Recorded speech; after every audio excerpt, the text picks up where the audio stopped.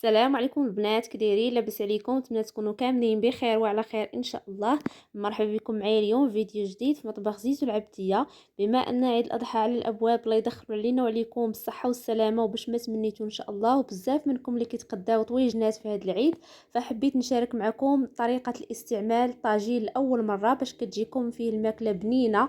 وغادي نشارك معكم ايضا طريقه سحريه باش تعالجي الطاجين ديالك الا تشقق ليك ولا تهرس، ومن اليوم ما غاديش تبقاي ترمي الطاجين ديالك الى تهرس ليك نهائيا.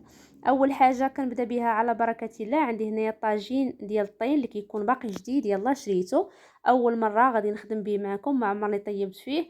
فمن الاحسن البنات خذوا هذا الطين اللي كيكون سامبل، ما تاخذوش داك الطين اللي كيكون مجلج، ما كتجيش فيه الماكله زوينه وكيكون كيحرق وكتكون فيه واحد الماده ديال الرصاص، فما كيكونش زوين. من الاحسن خذوها الطين اللي كيكون سامبل. درت فيه هنايا شويه ديال الخضره، ديروا الخضره اللي عندكم في الدار، وزدت عليه شويه ديال زيت الزيتون، شويه ديال الملح، وغندير معاه 2 كيسان ديال الماء.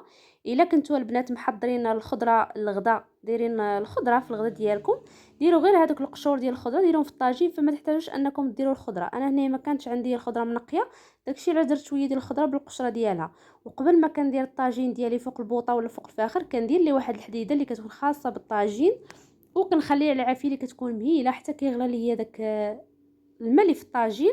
مره كنهز ديك الزويته وكنخويها من الجناب باش كيتشرب ليا على هذا الشكل، كيتشرب ليا ديك الزويته صافي. وكنخليها العافيه مهيله حتى كتشرب ليا داك الماء كامل اللي درت في الطاجين، وكتبقى ليا غير ديك الزويته صافي. كيولي على تبقى فيه غير ديك الزويته، كنخليه حتى كيبرد، كنطفي عليه وكنخليه حتى كيبرد، وكنحيد ديك الخضره وكندهنو غير بديك الزويته اللي كتكون في الخضره، وكنخليه كيبات ليله كامله في ديك الزويته صافي. والنهار الثاني كنغسلو وكنخدم به مباشره. هذه الطريقه الثانيه اللي غادي نشارك معكم.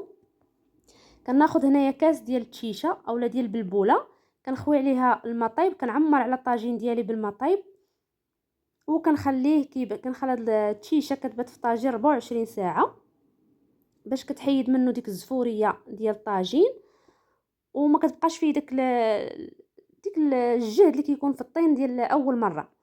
صافي كنغطي عليه ونخليه 24 ساعه. انا هنايا مع التصوير ما خليتوش 24 ساعه، خليته غير حتى برد داك الماء صافي وحيدته.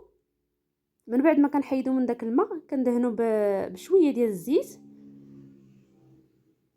وكندهن حتى الغطايه ديالو صافي، وكنخدم به مباشره. الوقت اللي بغيت نخدم به كنكون الطاجين ديالي كيكون واجد انني نخدم به. هادو جوج ديال الطرق شاركتهم معكم، ديروا غير وحده البنات اللي جاتكم سهله واللي عجباتكم ديروها، يا اما ديال التشيشه يا اما ديال الخضره، راه بجوجهم ناجحين وكيجيو زوينين وكيخليو الطاجين ديالنا كتجي فيه الماكله بنينه وما كيجيش فيه داك الجهد ديال الطين.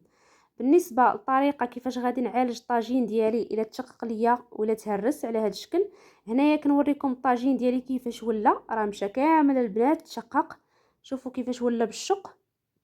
وها طريقه البنات انا درتها لي تقريبا عام هذا، واخا كيبان لكم هكايا محلول راه ما كيسيلش نهائيا. في الاول كان كيهبط ليا ديك الزويته كامله اللي كتبقى في اللي كتكون في المرقه، راه مهرس من برا ومن الداخل. هنا كنحاول نوريكم، واخا من برا راه محروق بزاف، ما كيبانش بزاف داك الشق، ولكن راه كله ماشي.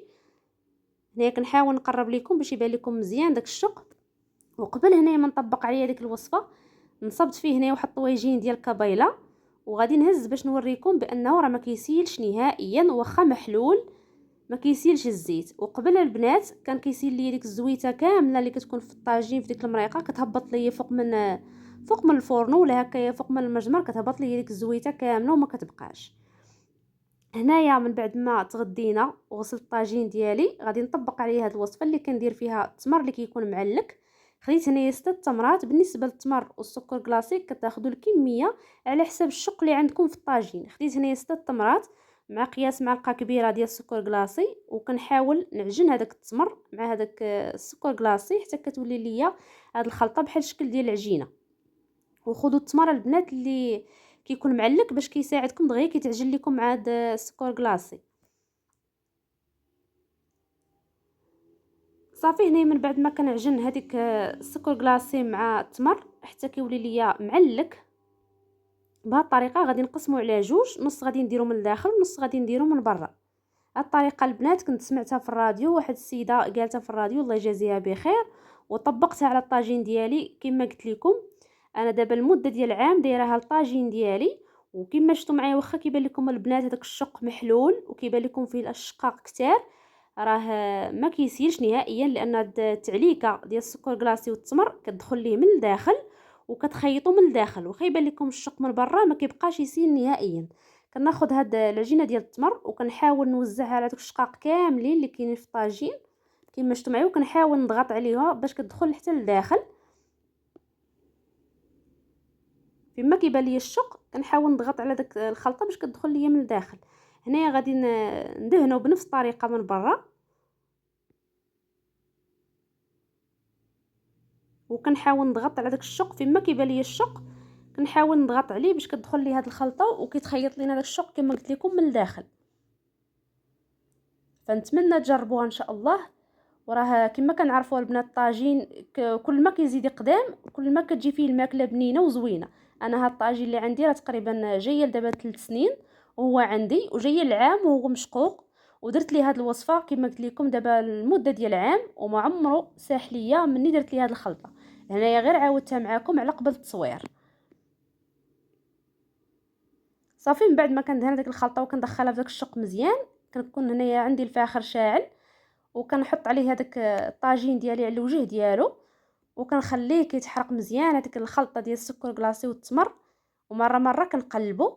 ومن الاحسن البنات ديروا هذا المجمر ديروه في السطح ولا في الضوايه الا كانت عندكم، لان هاد الخلطه كتطلق شويه الدخان مع داك السكر ملي كيتحرق كيعطي شويه الدخان. من الاحسن ديروه في شي بلاصه اللي كتكون مهويه بحال السطح ولا الضوايه. صافي هنا كما كنوريكم كنقول لكم شوفوا راه خاصو يتحرق مزيان. هذاك الخلطه ديال السكر كلاصي والتمر خاصها ضروري تحرق مزيان حتى تولي كامله كحله. هنايا كنوريكم راه كيدير الدخان، داكشي علاش قلت لكم ديروه في شي بلاصه اللي كتكون مهويه. هنايا من بعد ما تحرق ليا من القاع ديالو على هذا الشكل كنبقى مره مره كنقلبو حتى كيتحرق من هذه الجهه ومن هذه الجهه كيتحرق داك الخلطه كتحرق مزيان على هذا الشكل. صافي وهنايا غادي نحيد الطاجين ديالي من بعد ما كيكون تحرق ليا مزيان. صافي هنا من بعد ما تحرق كنخليه حتى كيبرد، كنحطه فوق من الفرن وكنخليه حتى كيبرد مزيان مزيان، ما تفزقوش الطاجين ديالكم هو سخون. صافي هنا من بعد ما كيبرد كنخوي عليه الماء، صافي غير كيرطاب وراه كتحيد هاد الخلطه البنات بكل سهوله. ما تخافوش منها تشوفوها محروقه وتقولوا ما غاديش تحيد لينا، غير كتخوي عليها الماء كترطاب صافي وكتحيد. هنايا من بعد ما غسلت الطاجين ديالي فكيكون هذا هو الشكل. واخا يبان لكم هذاك الشق البنات محلول راه كيكون مخيط من الداخل كما قلت لكم. وانا شاركت معكم الطويجين ديال كابيلا نصبته وما ساح ليا ما حتى شي حاجه، وقبل ما ندير لي الخلطه يعني كنت دايرها لي لمده ديال عام. فنتمنى هاد النصائح وهاد الوصفات اللي شاركت معكم ديال تستعملي الطاجين اول مره تعجبكم. ما تبخلوش عليا بتعاليكم زوينه ولي لايك الفيديو.